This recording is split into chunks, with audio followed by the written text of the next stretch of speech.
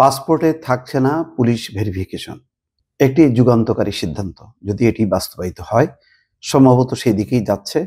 এটি বাস্তবায়িত হলে পাসপোর্ট নিয়ে অনেক রকমের জটিলতা, অনেক রকমের ভোগান্তি, অনেক রকমের দীর্ঘসূত্রতা এবং পুলিশের নয়-ছয় এগুলো বন্ধ হবে। ফলে স্মুথলি হবে, খুব দ্রুত কাজ হবে। এবং এই পাসপোর্টের মূল ভিত্তি হচ্ছে আমার জাতীয় পরিচয়পত্র। আমার জাতীয় পরিচয়পত্র যদি ঠিক থাকে, আমার জন্ম নিবন্ধন সার্টিফিকেট যদি ঠিক থাকে, তাহলে আর পুলিশ ভেরিফিকেশনের দরকার নেই। পাসপোর্ট হয়ে যাবে খুব দ্রুত।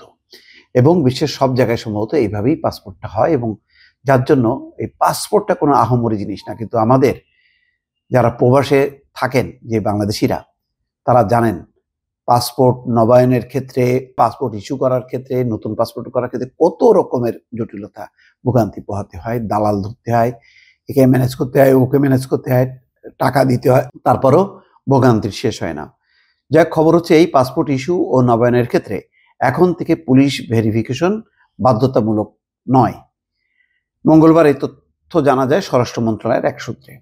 এর আগে পাসপোর্ট সম্পর্কিত সমস্যা সমাধানের জন্য মঙ্গলবার সকালে সচিবালয় স্বরাষ্ট্র মন্ত্রণালয়ের সিনিয়র সচিব ডক্টর নাসিমুল গনির সভাপতিত্বে একটি সভা অনুষ্ঠিত হয়।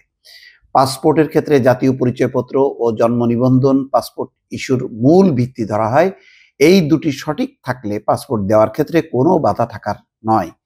উপদেষ্টা পরিষদের সভায় এমন মতামত উঠে আসার পর এই নিয়ে কাজ শুরু করে স্বরাষ্ট্র মন্ত্রণালয়ের সুরক্ষা সেবা বিভাগ। নাম প্রকাশে অনিচ্ছুক এক কর্মকর্তা জানান, এই বিষয়ে সভায় অনেকটা এগিয়েছে। পরবর্তীতে আরেকটি সভা অনুষ্ঠিত হওয়ার কথা রয়েছে। সভায় বেশিরভাগ প্রতিনিধি পাসপোর্ট ভেরিফিকেশন ওঠানোর বিষয়ে মত দিয়েছেন। সবাই পাসপোর্ট জটিলতা নিরসনের লক্ষ্যে প্রয়োজনীয় সুপারিশ প্রণয়ন করা হয়। উপদেষ্টা পরিষদের নির্দেশনার আলোকে সিদ্ধান্ত চূড়ান্ত করে এ সংক্রান্ত আদেশ জারি করা হবে। সভায় প্রধান উপদেষ্টার কার্যালয়, আইন, বিচার ও সংসদ বিষয়ক মন্ত্রণালয়, প্রবাসী কল্যাণ ও বৈদেশিক কর্মসংস্থান মন্ত্রণালয়, পুলিশের বিশেষ শাখা সহ অন্যান্য বিভাগের প্রতিনিধিরা উপস্থিত ছিলেন। যাই হোক, একটা খুবই যুগান্তকারী ঘটনা। এটা আমার ধারণা যে অন্তত সবচেয়ে এটা সুখবর হচ্ছে প্রবাসীরা পাবে।